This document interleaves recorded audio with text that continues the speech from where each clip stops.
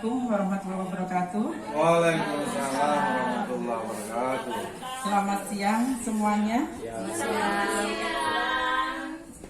Terima kasih dan mohon maaf sudah menyita waktu Bapak Ibu, dan terima kasih kepada Bapak Kepala Sekolah yang telah memberikan kepada saya kesempatan untuk mempresentasikan tugas modul 1.4 tentang budaya positif.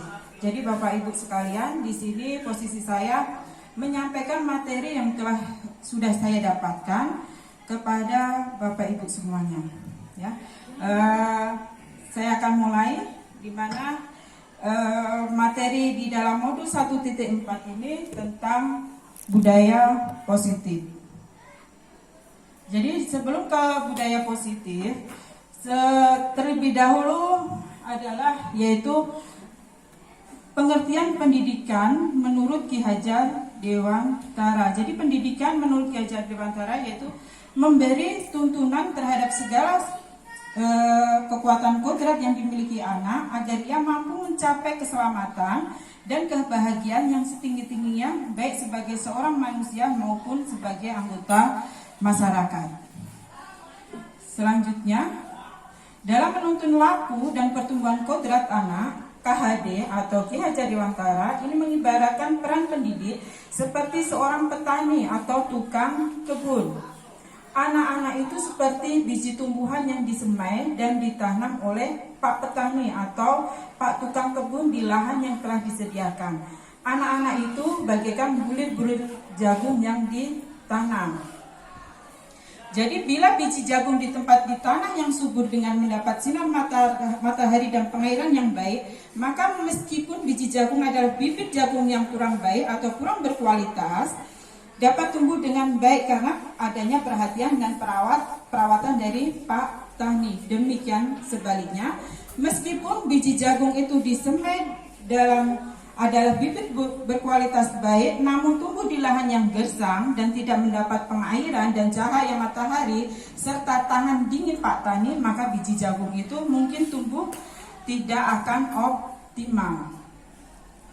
Demikian juga sebaliknya, dalam proses selanjutnya, dalam proses menuntun, anak itu diberi kebebasan, namun pendidik sebagai pamong itu dalam memberi tuntunan dan arahan agar anak tidak kehilangan arah dan membahayakan dirinya sendiri. Seorang pamong atau guru dapat memberikan tuntunan agar anak dapat menemukan kemerdekaannya dalam belajar. Anak juga secara sadar memahami bahwa kemerdekaan dirinya juga mempengaruhi kemerdekaan anak lain. Oleh sebab itu, tuntunan seorang guru mampu mengelola dirinya untuk hidup bersama dengan orang lain, menjadi manusia dan anggota masyarakat.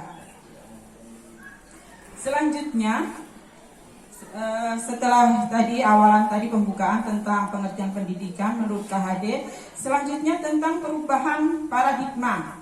Nah, di dalam perubahan paradigma ini kita memulai dengan permainan. Jadi Bapak Ibu memegang tangan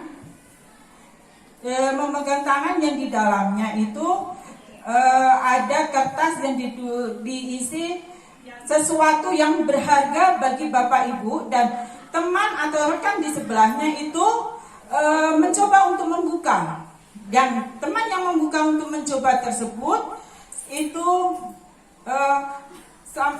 dengan usaha bagaimanapun, baik membujuk, menghadik, mengintimidasi, memarahi, menggoda, menggelitik, bagaimanapun caranya agar barang berharga dari teman tersebut bisa terbuka, bagaimanapun caranya. Jadi cobalah lakukan kegiatan, cobalah membuka di atas dengan rekan Anda, rekan B secara bergantian. Jadi setelah teman Anda membuka tangan Bapak Ibu, selanjutnya Bapak Ibu gantian membuka tangan teman terdekat.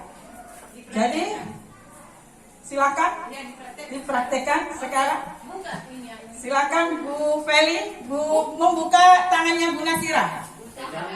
Tangan Bu Feli membuka tangan Bu Nasirah, baik secara menggelitik, mengintimidasi, memaliki. Silakan dipraktekkan. Aku sama yang perempuan aja. Ya, silakan Bapak. Setelah sudah, selanjutnya bandingkan jawaban antara Bapak dan Ibu. Yang pertama, apakah Anda atau teman itu membuka kepalan tangan Anda? Bagaimana Bu Feli, apakah Bu Nasira membuka kepalan tangannya? Iya, dia buka sendiri, belum ditarik. Alasannya, alasan Bu Nasira untuk membuka kepalan tangan? Biar cepat dia buka. Cepat dia buka. Maunya sama Pak Lina sini. Selanjutnya, jadi di dalam kegiatan ini itu ada intinya, sesungguhnya siapa yang memegang kendali atau kontrol untuk membuka atau menutup kepalan tangan? Siapa Bapak Ibu yang membuka atau mengendali kepalan tangan yang tadi? Nah, jadi diri kita, ya diri kita sendiri. Selanjutnya, jadi dari hasil tadi bergantian yang membuka dan menutup kepalan tangan. Jadi ada pertanyaan yang pertama dan kedua bervariasi antara yang bersedia membuka seperti Bu Nasira bersedia membuka dan ada yang bertahan menutup kepalan tangannya. Pertanyaan yang ketiga tadi, siapa yang sesungguhnya memegang kontrol yang menutup kepalan tangan atau yang berusaha dengan segala cara untuk membuka kepalan tangan rekannya? Jawabnya tentu kita sendiri yang memegang kontrol atas kepalan tangan kita. Memegang apa? Memegang kepalan tangan. Ya, jadi memegang kepalan tangan itu tergantung diri kita masing-masing. Kepalan tangan sesuai dengan kebutuhan dasar kita saat itu. Selanjutnya, setelah paradigma kontrol sosial, selanjutnya perubahan paradigma teori kontrol atau teori pilihan atau yang dinamakan dengan ilusi kontrol. Di sini ilusi teori kontrol dari William Glasser itu yang pertama itu ilusi guru mengontrol murid. Ini walaupun tampaknya guru sedang mengontrol perilaku murid, hal demikian terjadi karena murid sedang mengizinkan dirinya dikontrol. Saat itu bentuk kontrol guru menjadi kebutuhan dasar yang dipilih murid tersebut. Selanjutnya, ilusi yang kedua, ilusi bahwa kritik dan membuat orang merasa bersalah dapat menguatkan karakter, di mana menggunakan kritik dan rasa bersalah itu untuk mengontrol murid menuju pada identitas gagal. Mereka belajar untuk merasa buruk tentang diri mereka. Mereka mengembangkan dialog diri yang negatif. Selanjutnya, ilusi yang ketiga ini adalah ilusi bahwa orang dewasa memiliki hak untuk memaksa. Banyak orang dewasa yang percaya bahwa mereka memiliki tanggung jawab untuk membuat murid-murid berbuat hal-hal tertentu.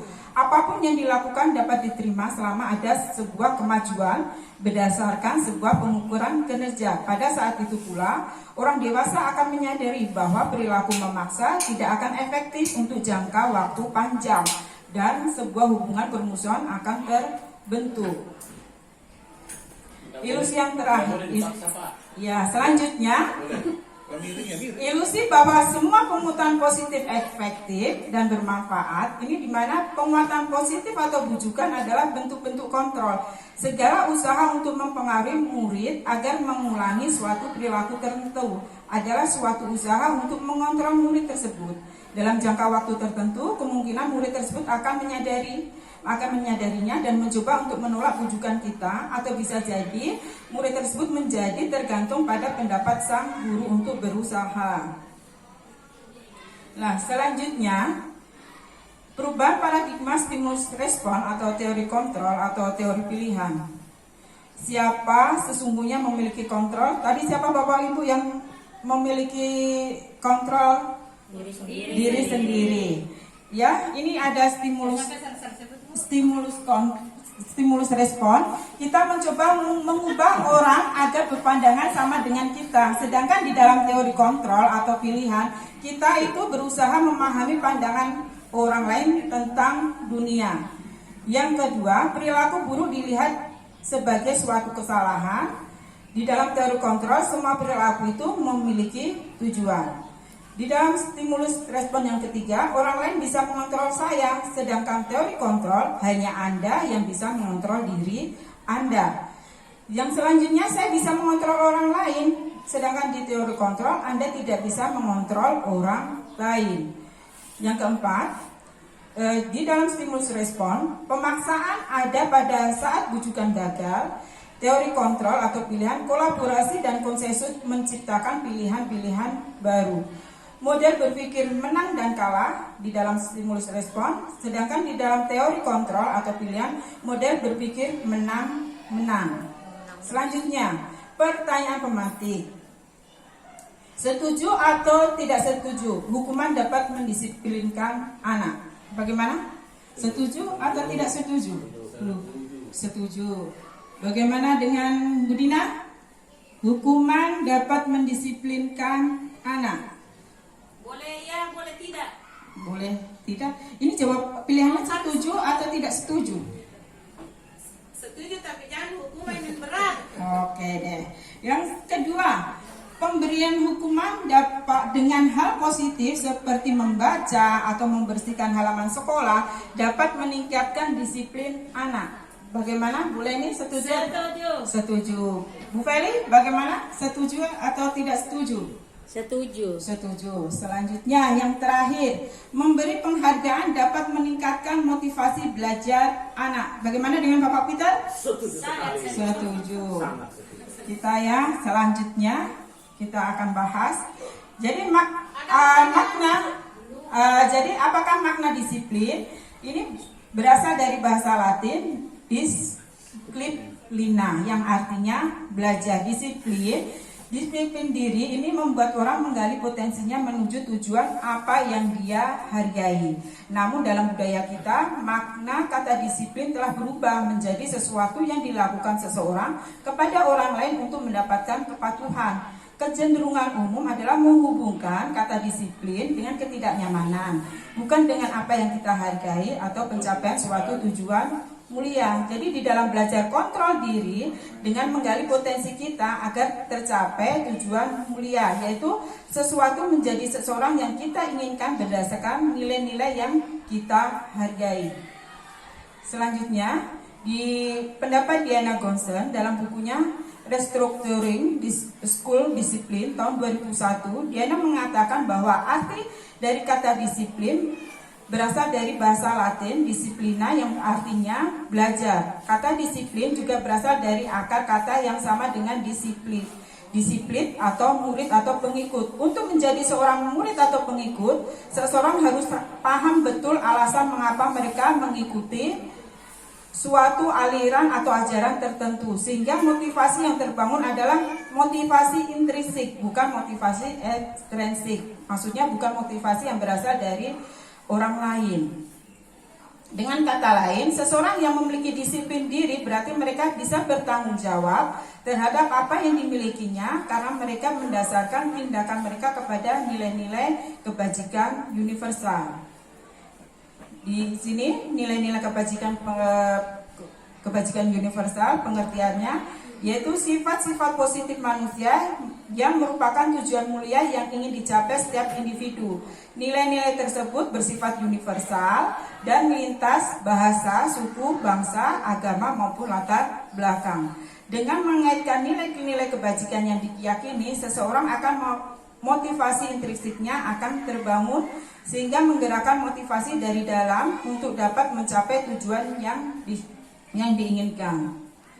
Nilai-nilai kebajikan yang dicapai oleh setiap anak Indonesia ini kita kenal dengan profil pelajar Pancasila. Yang pertama, beriman, bertakwa kepada Tuhan Yang Maha Esa dan berakhlak mulia. Yang kedua, mandiri. Yang ketiga, bernalar kritis. Yang ketiga, berkebinekaan global. Yang keempat, gotong royong. Dan yang terakhir yaitu kreatif.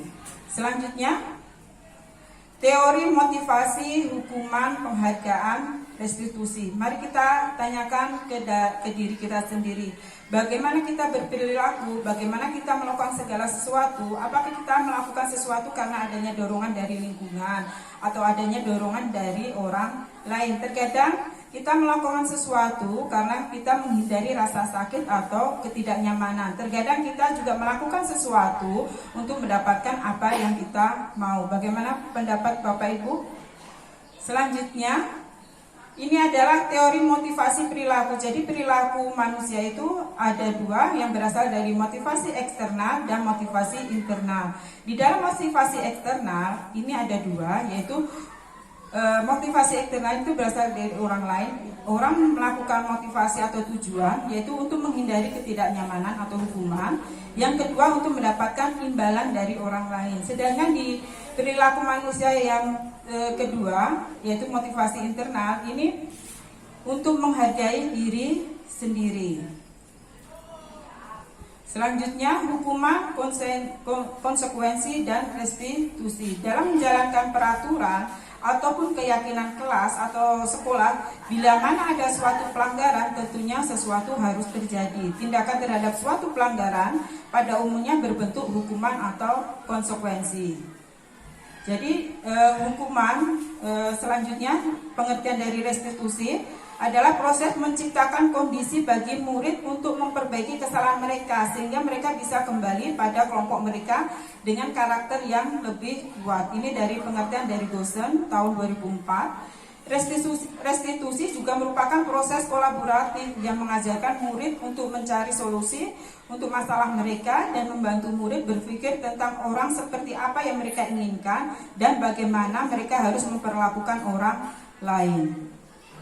Selanjutnya, sebelum kita membahas lebih mendalam tentang penerapan restitusi, kita perlu bertanya dahulu, apakah perbedaan antara hukuman dan konsekuensi? Nah, jadi ada perbedaan antara hukuman dan konsekuensi. Bila sama, di mana bersamaannya? Bila berbeda, bagaimana perbedaannya? Di bawah ini akan diberikan suatu gambaran antara perbedaan antara hukuman, konsekuensi, dan restitusi itu sendiri. Jadi hukuman itu identitasnya gagal, yaitu jadi kalau ada hukuman itu sesuatu yang menyakitkan harus terjadi. Sedangkan kalau konsekuensi dan restitusi itu identitas sukses, di mana konsekuensi itu sesuatu harus terjadi, sedangkan restitusi itu merupakan pilihan. Di dalam hukuman itu tidak nyaman untuk murid atau anak untuk jangka waktu panjang. Sedangkan konsekuensi tidak nyaman untuk murid atau anak untuk jangka waktu pendek. Sedangkan restitusi itu memuatkan untuk murid atau anak dalam jangka waktu panjang. Sedangkan di dalam hukuman, korban atau siswa itu mendapatkan keadilan. Sedangkan di dalam konsekuensi, korban bisa diabaikan atau korban bisa diabaikan. Sedangkan di restitusi, korban mendapatkan ganti. Murid atau anak akan tersakiti di dalam hukuman. Sedangkan konsekuensi, murid atau anak dibuat tidak nyaman. Sedangkan di restitusi, murid atau anak mendapatkan penguatan. Di dalam hukuman, perilaku pasif menjadi perilaku pasif, agresif, dan meningkat. Di dalam konsekuensi, ini penguatan hanya bertahan dalam jangka waktu pendek. Sedangkan di restitusi, masalah terpecahkan. Di dalam hukuman, sistem tidak akan berjalan bila murid tidak takut. Jadi, di dalam konsekuensi memerlukan monitoring atau pengawasan dan supervisi terus-menerus dari guru. Sedangkan di restitusi, murid belajar bertanggung jawab untuk perilakunya. Di dalam hukuman, berlaku hanya pada sebuah institusi, tidak berlanjut pada kehidupan nyata. Di dalam konsekuensi, membantu menerapkan mengikuti peraturan dalam masyarakat, sedangkan di dalam restitusi, fokus pada pemecahan masalah dalam jangka waktu panjang. Di dalam hukuman, peraturannya adalah kamu harus, sedangkan di dalam konsekuensi, apa peraturannya? Mampukah kamu melakukannya? Terima kasih, itu di dalam konsekuensi. Sedangkan di restitusi, apa yang kamu yakini, apa yang bisa kamu lakukan untuk memperbaiki masalah ini. Sedangkan di dalam hukuman, murid atau anak itu membenci peraturan. Sedangkan di konsekuensi, murid atau anak itu menghormati peraturan. Sedangkan di restitusi, murid atau anak itu menghormati dirinya dan orang lain. Di Di dalam hukuman itu ada negatif efeknya, kalau konsekuensi itu netral, kalau di restitusi itu efeknya positif. Di dalam hukuman itu awas, kalau kamu lakukan ini lagi ya, nanti awas kamu. Itu di dalam hukuman. Kalau di dalam konsekuensi, lakukan apa yang saya katakan. Sedangkan di dalam restitusi, apakah hal ini yang sesungguhnya ingin kamu lakukan? Jadi ada pertanyaan kepada siswa. Di dalam hukuman itu modelnya paksaan. Kalau di konsekuensi itu ada stimulus, ada respon. Kalau di restitusi ada teori kontrol yang tadi sudah dibahas. Yang di dalam hukuman ini menyalahkan diri sendiri. Sedangkan di konsekuensi mendorong kepatuhan. Sedangkan di restitusi mendorong disiplin positif. Di hukuman ini konsep diri menjadi buruk. Di konsekuensi ini konsep diri baik. Di restitusi konsep diri menjadi kuat. Ya. Selanjutnya, di dalam hukuman murid atau anak belajar menyembunyikan kesalahan. Sedangkan di konsekuensi murid atau anak belajar taat peraturan. Di restitusi murid anak belajar memecahkan masalah. Di hukuman mencoba mengontrol anak dengan penguatan negatif, membayar impas kesalahan. Di konsekuensi mencoba mengontrol anak dengan penguatan positiveritisme murid atau anak. Di restitusi anak paham bahwa dirinya sendiri yang memegang kendali kontrol.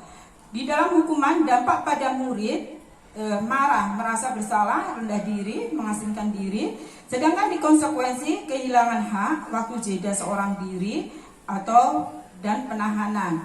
Sedangkan di restitusi, murid atau anak tidak kehilangan waktu, namun bersemangat untuk memperbaiki diri. Di hukuman tiba-tiba tidak diharapkan atau sangat melukai. Di dalam konsekuensi sudah diketahui masuk akal.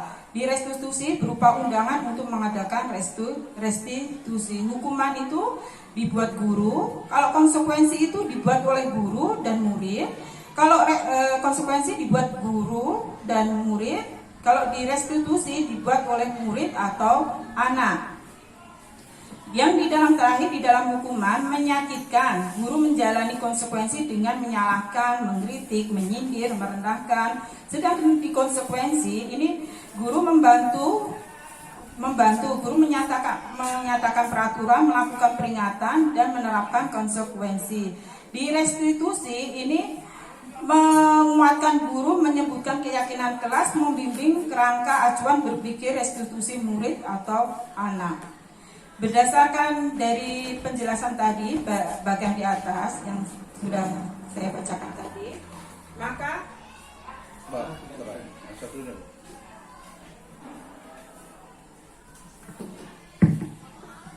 kita bisa menyimpulkan bahwa hukuman bersifat tidak terencana atau tiba-tiba. Anak atau murid tidak tahu apa yang terjadi dan tidak dilibatkan.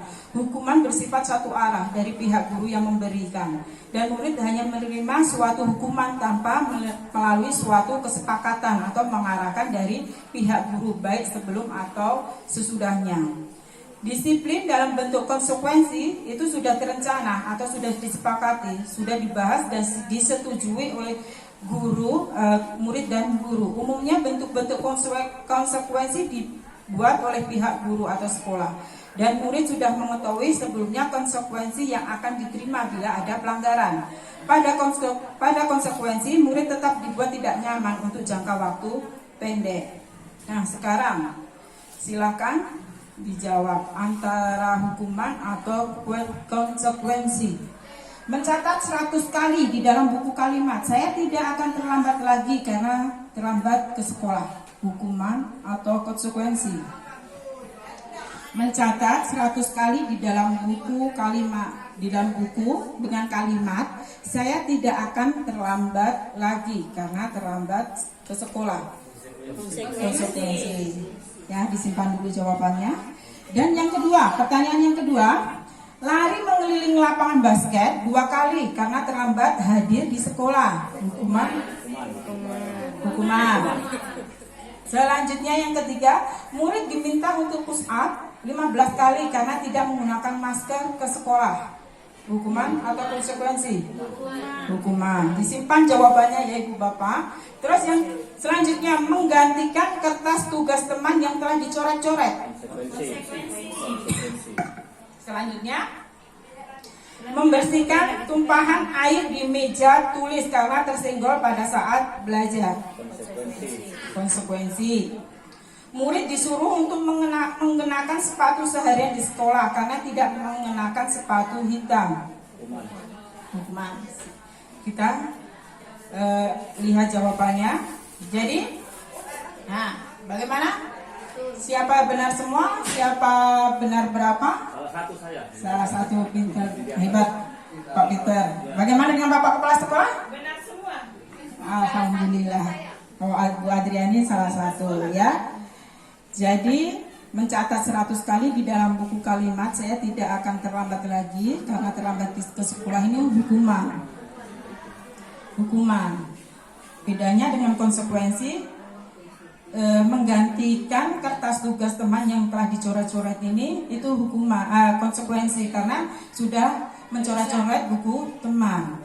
Begitu juga membersihkan tumpahan air di meja tulis karena tersenggol, itu juga konsekuensi. Jadi sudah mengetahui perbedaan hukuman dan konsekuensi. Selanjutnya dihukum oleh penghargaan. Jadi penghargaan atau misalnya kamu juara 1 nanti gue belikan ini, itu termasuk suatu hukuman ya. Nanti kita akan bahas kelanjutannya bahwa penghargaan berlaku sama dengan hukuman dalam arti meminta atau membujuk seseorang melakukan sesuatu untuk memenuhi suatu tujuan tertentu dari orang yang meminta atau membujuk. Dorongan eksternal dan akan ada faktor ketergantungan. Beberapa dampak dari pemberian penghargaan. Selanjutnya, di dalam dihukum oleh penghargaan itu yang pertama, pengaruhnya apa kita memberikan penghargaan ke siswa itu akan mempengaruhi jangka pendek dan jangka panjang. Yang pertama itu penghargaan efektif jika tidak menginginkan seseorang melakukan sesuatu yang kita inginkan dalam jangka waktu pendek.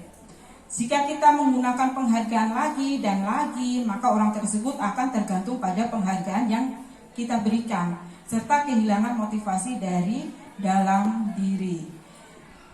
Jika kita mendapatkan penghargaan untuk melakukan sesuatu yang baik, maka selain kita senantiasa berharap mendapatkan penghargaan tersebut lagi, kita pun menjadi tidak menyadari tindakan baik yang kita lakukan. Selanjutnya yang kedua, penghargaan tidak efektif. Jadi penghargaan itu tidak efektif. Suatu penghargaan adalah suatu benda atau peristiwa yang diinginkan, yang dibuat dengan persyaratan hanya jika Anda melakukan hal ini, maka Anda akan mendapatkan penghargaan yang diinginkan. Yang ketiga, itu penghargaan menurunkan kualitas. Maksudnya, pengamatan ini contoh dari pengamatan dilakukan pada sekelompok mahasiswa atau mahasiswi yang sedang kerja praktik di sebuah surat kabar universitas. Saat itu mereka sedang belajar menulis sebuah artikel tentang sebuah judul berita utama. Seiring waktu, mahasiswa atau mahasiswi tersebut semakin mampu bekerja dengan cepat. Kemudian ada beberapa mahasiswa atau mahasiswi yang dibayar untuk setiap judul berita utama yang mereka mampu dihasilkan. Setelah beberapa lama, mahasiswa atau mahasiswi yang dibayar ini hasil kinerjanya berhenti berkembang. Mereka yang tidak menerima bayaran terus mengasah dirinya menjadi lebih baik. Jadi kalau ada bayaran, mereka mampu menghasilkan yang terbaik. Terus kalau nggak ada bayaran, mereka kinerjanya berhenti berkembang. Berbeda dengan yang tidak menerima bayaran, mereka terus mengasah dirinya menjadi lebih baik. Yang keempat, penghargaan menurunkan kualitas. Ini contohnya, murid-murid diminta berpikir mengenai hadiah atau penghargaan yang bisa mereka dapatkan bila berhasil menulis sebuah puisi. Kreativitas kelompok murid-murid ini menjadi berkurang dibandingkan dengan yang tidak diberitahukan tentang hadiah yang bisa mereka terima. Penghargaan menghukum, maksudnya penghargaan menghukum mereka yang tidak mendapatkan penghargaan. Misalnya dalam ranking, mereka mendapatkan ranking kedua akan merasa paling dihukum karena merasa tidak ada hadiah bagi yang tidak memiliki ranking. Yang kedua, memberikan penghargaan dan hukuman adalah hal yang sama karena keduanya mencoba mengendalikan perilaku seseorang. Jadi penghargaan kepada seseorang itu termasuk mengendalikan perilaku seseorang. Yang ketiga, karena orang pada dasarnya tidak suka dikendalikan. Dalam jangka waktu lama, penghargaan akan terlihat sebagai hukuman. Yang terakhir, jika suatu penghargaan diharapkan namun Anda tidak mendapatkannya, Anda akan merasa dihukum. Selanjutnya, terakhir, motivasi dalam diri atau intrinsik. Jika kita memberikan penghargaan kepada seorang anak pada saat dia sedang merasa bangga dengan pencapaian sendiri, maka kita akan mengambil kegembiraan saat sedang dirasakan secara alamiah. Ya, jadi 1-6 ini diambil dari disadu dari materi pelatihan dihukum oleh penghargaan. Selanjutnya, bentuk program kebajikan atau apresiasi apa selain karena penghargaan tadi bersifat negatif. Jadi dalam memberikan apresiasi atau pengakuan perlu diingatkan beberapa hal. Yang pertama, memberi pengakuan secara khusus, ada memberi pengakuan secara pribadi, memberi pengakuan kepada semua murid itu secara bergantian, memberi pengakuan secara konsisten, dan ketiga, fokus pada proses. Contoh pengakuan atau apresiasi kebajikan. Yang misalnya kemarin pembuka kemarin saya perhatikan nilai kebajikannya apa? Rasa empatimu besar sekali. Situasinya apa? Pada saat kita menolong murid baru di kelas. Saya menghargai, itu nilai kebajikannya, kepedulianmu. Kalau situasinya seperti apa? Pada saat kamu membantu teman-temanmu di tugas kelompok. Terima kasih untuk itu bentuk pengakuan atau apresiasi. Nilai kebajikannya apa? Ada rasa tanggung jawabmu. Situasinya pada saat memungut kertas-kertas yang berserakan di lantai. Selanjutnya, mengapa keyakinan kelas? Mengapa tidak peraturan kelas saja? Jadi ada perubahan di kalimat, harusnya berubah, yang dahulunya peraturan kelas sekarang ini berubah menjadi keyakinan kelas. Jawablah pertanyaan berikut ini. Yang pertama, mengapa kita memiliki peraturan tentang penggunaan helm pada saat mengendarai kendaraan roda 2 atau motor? Kemungkinan jawaban Anda adalah untuk keselamatan. Yang ketiga, mengapa kita memiliki peraturan tentang penggunaan masker dan mencuci tangan setiap saat? Itu kemungkinan jawaban Anda adalah untuk kesehatan dan atau untuk keselamatan. Selanjutnya, nilai-nilai keselamatan atau kesehatan inilah yang kita sebut sebagai suatu keyakinan, yaitu nilai-nilai kebajikan universal yang disepakati secara tersirat dan tersurat, lepas dari latar belakang suku, negara, bahasa maupun agama. Seseorang akan lebih bergerak dan bersemangat untuk menjalankan keyakinannya daripada hanya sekedar mengikuti serangkaian peraturan tertulis tanpa makna. Murid-murid pun demikian, mereka perlu mendengarkan dan memahami arti sesungguhnya tentang peraturan-peraturan yang diberikan, apa nilai-nilai kebajikan di balik peraturan tersebut, apa tujuan utamanya, dan menjadi tidak tertarik atau takut sehingga hanya sekedar mengikuti serangkaian peraturan-peraturan yang mengatur mereka tanpa memahami tujuan mulianya. Nah, kemarin saya terapkan keyakinan kelas di dalam mata pelajaran IPS di kelas 7C. Yang pertama, saya membuat keyakinan kelas untuk mata pelajaran IPS. Jadi semua siswa saya suruh menulis tentang kesepakatan keyakinan kelas masing-masing, apa yang mereka inginkan di kertas post-it. Kemudian anak-anak menempel. Setelah anak-anak itu menempel, selanjutnya saya klasifikasi keyakinan yang sudah anak-anak tuliskan, saya klasifikasi. Selanjutnya setelah saya klasifikasi, saya membuat kesimpulan. Jadi keyakinan kelas mapel IPS di kelas 7C itu disiplin waktu. Yang kedua, menjaga ketertiban, keindahan, dan kebersihan kelas. Yang ketiga, saling menghormati dan menyayangi. Jadi ini ada 3 poin keyakinan kelas mapel IPS. Jadi keyakinan kelas ini diambil dari kesepakatan siswa sendiri yang membuat. Ya, di dalam peraturan kelas ini akan terbentuk suatu keyakinan kelas. Kalau keyakinan kelas semua terbentuk, itu lingkungan positif. Maksudnya lingkungan sekolah menjadi lingkungan yang positif, akhirnya terbentuk menjadi budaya positif. Kebutuhan dasar manusia. Ada 5 kebutuhan dasar manusia menurut Dr. William Glasser dalam Choice Theory, yaitu seluruh tindakan manusia memiliki tujuan tertentu. Semua yang kita lakukan adalah usaha terbaik kita untuk mendapatkan apa yang kita inginkan. Ketika kita mendapatkan apa yang kita inginkan, sebetulnya saat itu kita sedang memenuhi satu atau lebih dari satu kebutuhan dasar kita. Yaitu yang pertama itu kebutuhan bertahan hidup, atau survival. Yang kedua, kebutuhan kasih sayang dan rasa diterima. Yang ketiga, kebebasan. Keempat, kesenangan. Dan terakhir ada penguasaan. Ketika seorang murid melakukan suatu perbuatan yang bertentangan dengan nilai-nilai kebajikan atau melanggar peraturan, hal itu sebenarnya dikarenakan mereka gagal memenuhi kebutuhan dasar mereka. Untuk lebih jelasnya, mari kita lihat satu persatu kelima kebutuhan dasar tersebut. Nah, ini kebutuhan dasar manusia ada bertahan hidup, kasih sayang dan rasa diterima, penguasaan, kebebasan, kesenangan. Restitusi 5 posisi kontrol. Berikut ini akan disampaikan suatu program disiplin positif yang berpusat pada murid yang dikembangkan oleh Diane Gossen dengan pendekatan restitusi yang disebut dengan 5 posisi kontrol.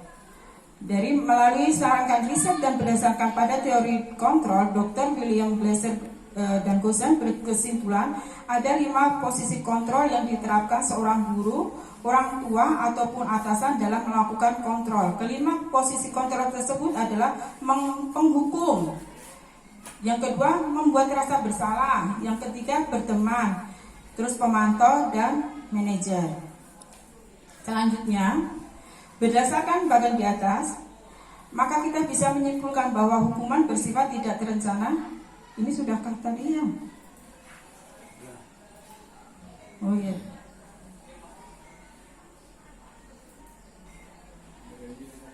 Iya Pak.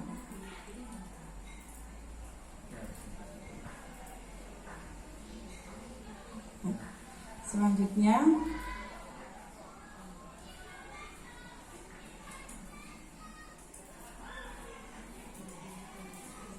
ini tentang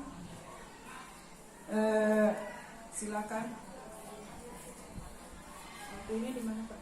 Hah? Dua suaranya ke sini. Bahkan ada.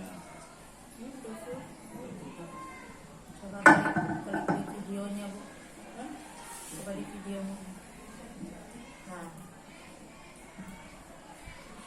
Itu dari suaranya itu. Itu ya.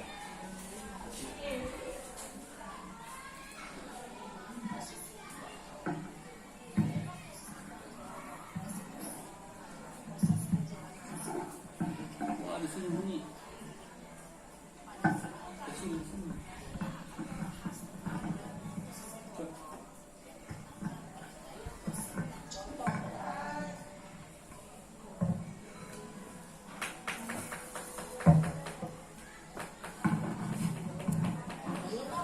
Kontrol itu adalah 1. Posisi penghukum, 2. Posisi pembuat merasa bersalah, 3. Posisi teman, 4. Posisi pemantau atau monitor, dan 5. Posisi manajer. Untuk lebih memahami kelima posisi tersebut, mari kita saksikan kasus Naren yang terlambat hadir 20 menit di sekolah dan melihat bagaimana kelima posisi kontrol dalam menghadapi masalah tersebut.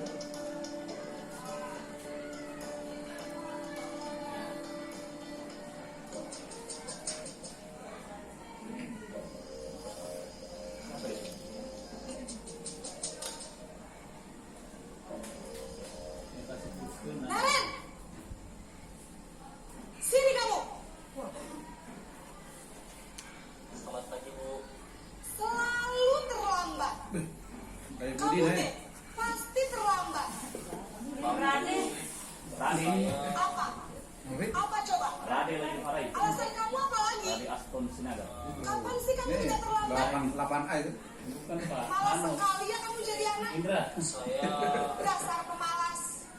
Gak kapok-kapok sih kamu. Sudah berapa kali terlambat? Sana, kamu keliling lapangan basket 2 kali. Kenapa saya harus keliling lapangan basket, Bu? Kenapa? Kamu mau lawan ibu? Berani-beraninya jawab. Sudah terlambat, masih berani jawab pula. Sekarang, keliling lapangan basket 5 kali sekalian. Biar kapok. Cepat. Pergi sana ke lapangan basket.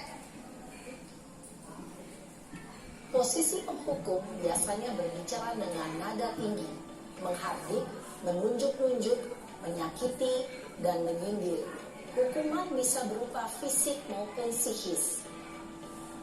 Ibu dan bapak guru hebat. Dampak yang terjadi pada murid ketika guru berada pada posisi penghukum adalah murid cenderung akan memberontak, bahkan menyimpan dendam. Bukan nenek tahu itu tadi Pak.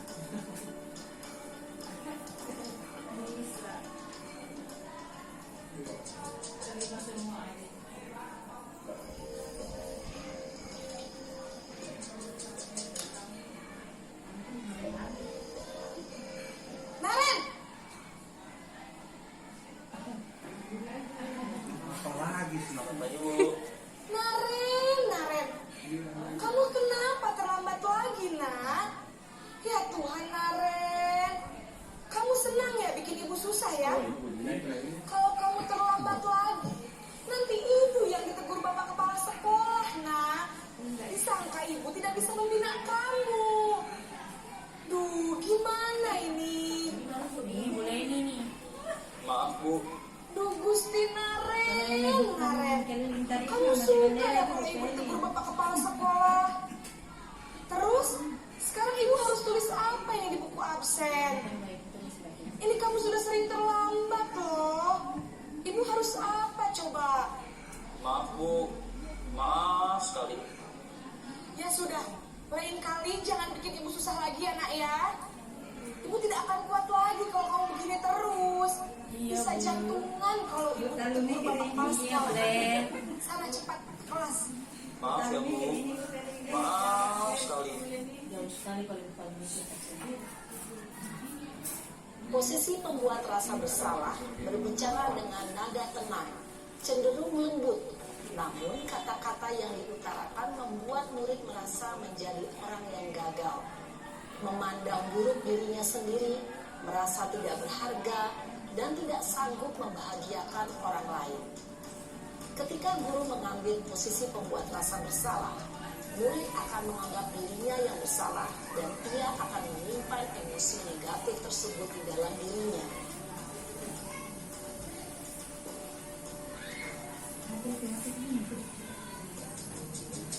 Karen.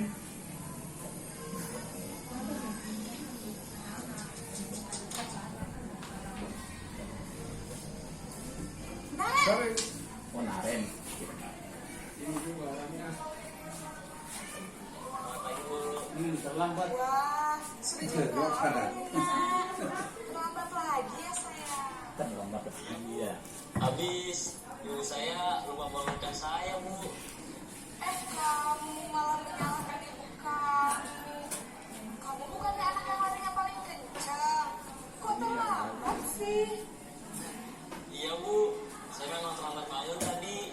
Jadi, biarpun saya lari kencang, tetap gak kejar, Bu. Ya sudah sana. Nanti lain kali larinya lebih kencang lagi ya. Biar gak terlambat lagi. Bikin seneng ibu. Demi ibu. Bisa kan? Bisa lah, Bu. Ya sudah sana masuk kelas. Ibu beresin urusan absen kamu. Kamu ini ada-ada saja. Dalam posisi tenang, guru berbicara dengan nada suara ramai dan akrab, cenderung bersenda gurau untuk menjaga suasana tetap santai. Murid akan merasa senang, aman, dan akrab dengan guru. Identitas yang tercipta adalah identitas sukses atau berhasil. Namun, perlu diingat, karena ini masih dorongan eksternal, maka ada faktor ketergantungan dari murid kepada orang tertentu. Di sini guru absennya, sehingga di lain waktu murid bisa berperilaku baik, namun hanya kepada orang-orang tertentu saja.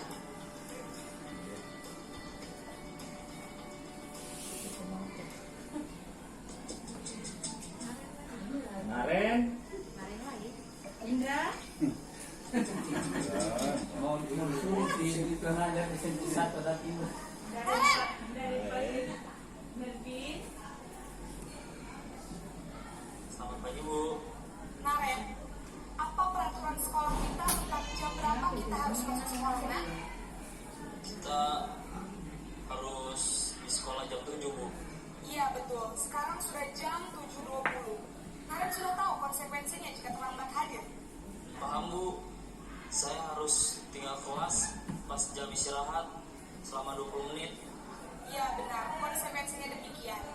Jadi nanti jam 9.30 pas istirahat, kamu harus tinggal di kelas, kerjakan tugas 9.30 tambahan istirahat, Len. untuk ketinggalan kamu, ya. Baik Bu.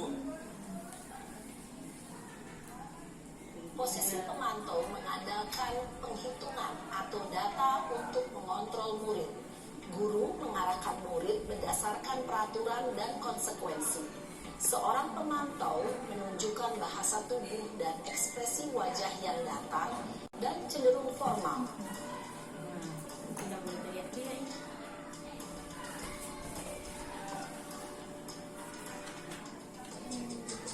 Naren. Mantap lagi.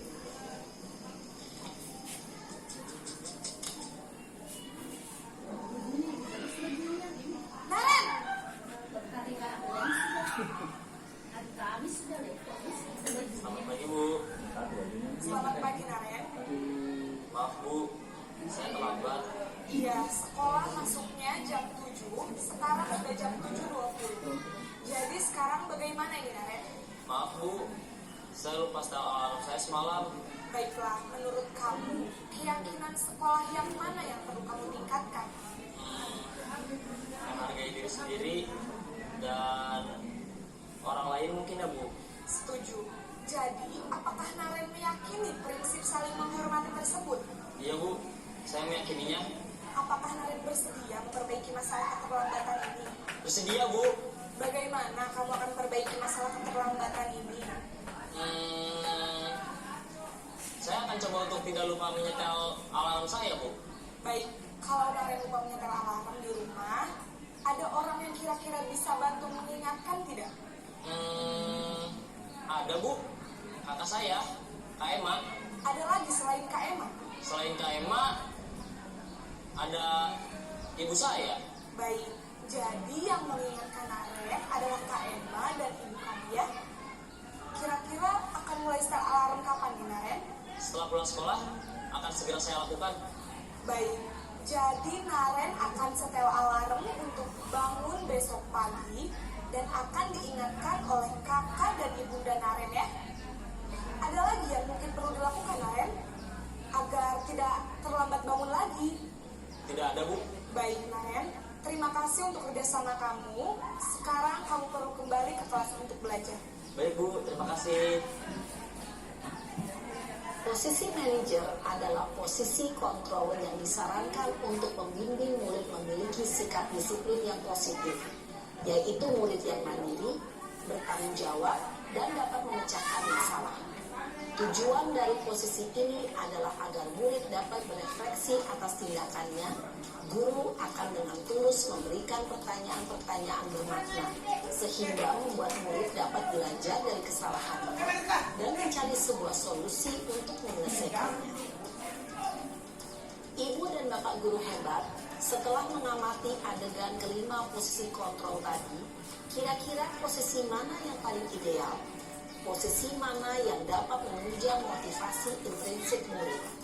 Ya, tentu posisi manajer. Posisi ini memang posisi ideal yang ingin dituju setiap pendidik. Pada posisi inilah, guru dapat menerapkan disiplin positif yang berpihak pada murid, yang memerdekakan murid. Perjalanan seorang pendidik tentunya tidak mudah untuk sampai pada posisi seorang manajer. Namun, Tujuan kita pasti, yaitu menciptakan murid-murid yang mandiri, merdeka, dan bertanggung jawab. Semoga penggambaran 5 posisi kontrol yang telah diperlihatkan ini dapat menjadi ajang refleksi bagi kita semua, agar dapat terus mengasah dan menerapkan disiplin positif yang memerdekakan murid. Mari terus berlatih dan bersemangat. Selamat menerapkan. Salam dan bahagia Ibu dan Bapak Guru. Hebat.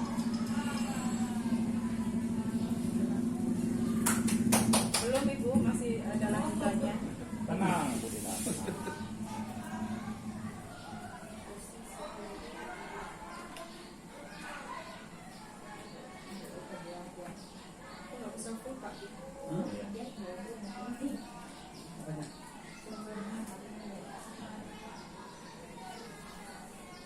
Oke.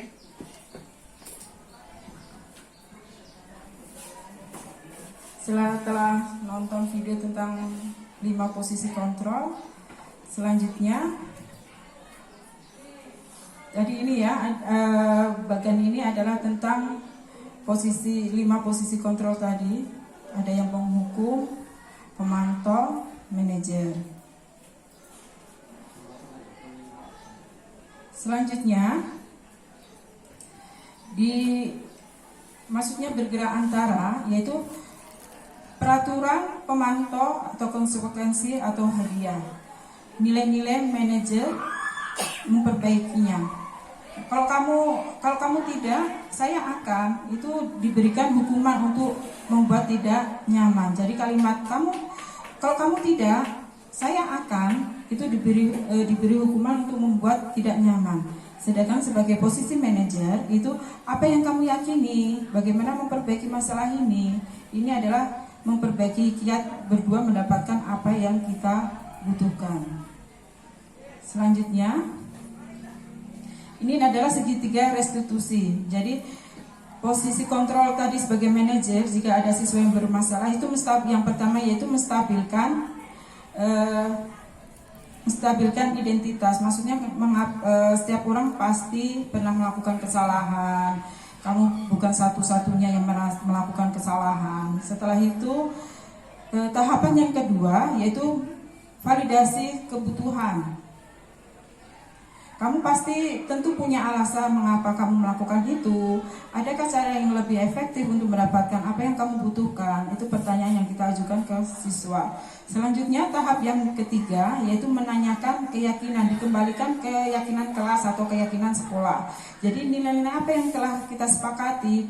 Jadi anak itu diingatkan kembali kepada keyakinan kelas yang telah siswa sendiri atau murid sendiri yang buat. Jadi kamu ingin menjadi orang yang seperti apa? Jadi itu yang kita ajukan. Selanjutnya ini seperti tadi yang sudah kita tonton, kita perhatikan di video. Nah, cukup sekian. Selamat bahagia. Terima kasih kesediaan waktu Bapak Ibu yang telah meluangkan waktunya untuk saya. Assalamualaikum warahmatullahi wabarakatuh. Waalaikumsalam.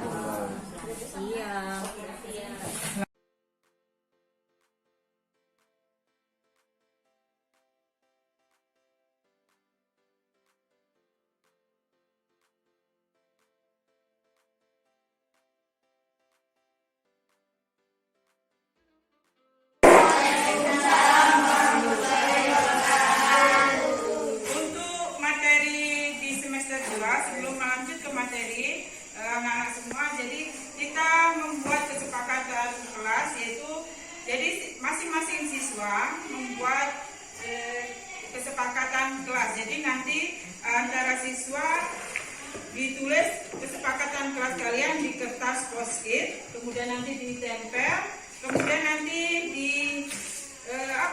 masing-masing kesepakatan dirangkum atau disimpulkan. Jadi kesepakatan kelas itu hasil dari musyawarah atau kesimpulan atau kesepakatan antara guru dengan siswa di kelas 7C. Kalian paham? Ya, silakan ditulis di post-it. Silakan masing-masing.